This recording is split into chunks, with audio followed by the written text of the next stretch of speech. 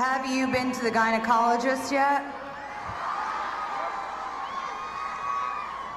That was the question my mom asked me at 15 when I informed her about a change that I had noticed in my body. Now, I'd like to start off by saying I am not by nature a particularly private person, but by profession I am extremely private. I'm not the type to divulge facts about my personal life. I am fiercely protective of my family and I have no social media presence. But I feel that in the face of this current political climate, it is vital that we all make it our mission to get really, really personal. So yes, at 15, I had been to a gynecologist. I was living in New York City and had visited a Planned Parenthood there. My mother moved to California a few years before. My brother Hunter and I were living with my father, and at 15, I had been working in the entertainment industry for 8 or so years and had been fortunate enough to be eligible for private health insurance through my union. Our family struggled financially. We'd been on public assistance for several years, and I was primarily responsible for making my own doctor's appointments. But still, I was nervous about taking this next stride towards womanhood, and it was actually my clinician at Planned Parenthood who suggested I speak with my pediatrician if I was seeking a referral. She was compassionate and professional and told me that she was happy to treat me for regular checkups and when the time came, for STD and cancer screenings. No judgment, no questions asked. Planned Parenthood provided a safe place where I could be treated with gentle guidance. Now, I may have been 15 and surprisingly self-sufficient, but I'm sure there isn't one person here who has not been helped by Planned Parenthood directly or otherwise. When I knew I was coming to speak on behalf of women's reproductive and health issues, every single one of my girlfriends had a story about Planned Parenthood. They saved me so many times. One of my best girlfriends confided in me, saying, "They saved my ass and some other parts too."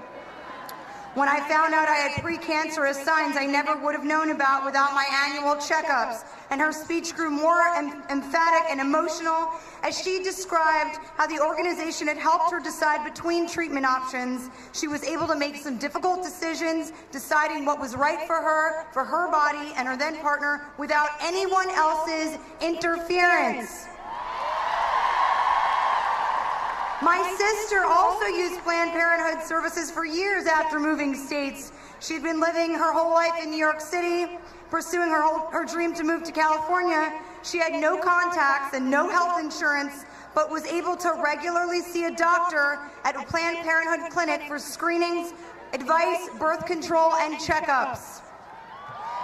For the more than 2.5 million patients a year that rely on Planned Parenthood services for cancer and STD screenings, birth control, safe abortion, and pregnancy planning, these are uncertain and anxious times. Lawmakers in 24 states have tried to block patients from receiving care at Planned Parenthood. Congress has voted to limit access to reproductive services 9 times. Boo! Yes, boo! There are very real and devastating consequences to limiting access to what should be considered basic health care. For millions of Americans, Planned Parenthood is often the only trustworthy and affordable clinic providing safe education, sex education, safe abortion, and life-saving services.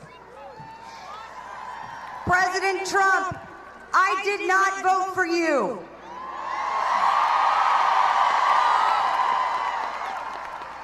That said, I respect that you are our president-elect and I want to be able to support you. But first, I ask that you support me. Support my sister, support my mother, support my best friend and all of our girlfriends, support the men and women here today that are anxiously awaiting to see how your next moves may drastically affect their lives. Support my daughter, who may actually, as a result of the appointments you have made, grow up in a country that is moving backwards, not forwards, and who may potentially not have the right to make choices for her body and her future that your daughter Ivanka has been privileged to have.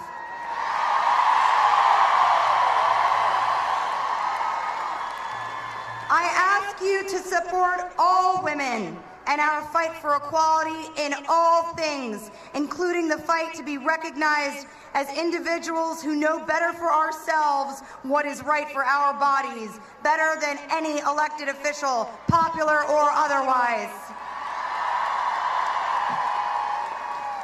It is a great honor for me to be speaking here in front of all of you today. After the result of this November's election, I felt as a woman, as an American citizen, a great weight bearing down on my shoulders, the feeling that the near future would present many obstacles, confrontation, and division. My immediate thought after hearing the election results was, oh man, we have so much work to do. But once the heaviness began to subside, I realized that an opportunity has presented itself to make real, long-term change, not just for future Americans, but in the way that we view our responsibilities to get involved with and stay active in our communities. Let this weight not drag you down, but help to get your heels stuck in.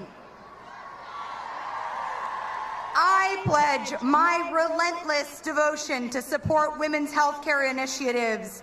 I will not stop fighting to make basic women's healthcare available to all.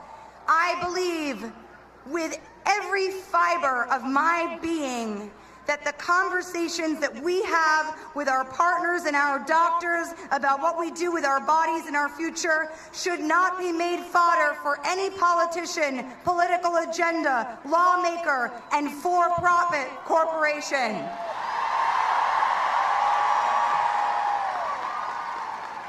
We must stand up for what are our basic human rights and always move forward, never backwards. The current political administration benefits from taking the power away from us. Don't give up your power. Don't let the feelings of helplessness make you complacent.